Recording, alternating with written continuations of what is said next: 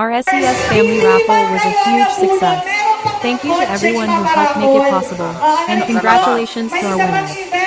It's moments like these that strengthen our community bonds. Hindi man kayo nabunot ngayon, baka ang chance nyo ay sa susunod pang ng event, okay? Which is sunod-sunod pala ang magiging event ng SES.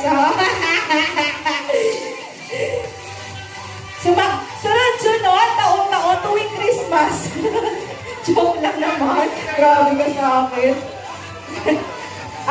So, hindi kayo nabutan ngayon, mag-invest lang kayo ng mag-invest. Kasi hanggang kasali naman kayo, next event, may raffle pa.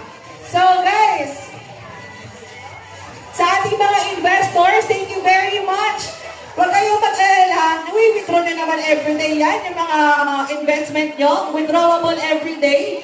So makikita nyo lang yung profit din.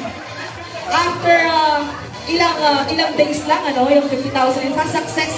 Yes, Okay. 22 days lang yun. Any closing remarks from ating Queen Chares?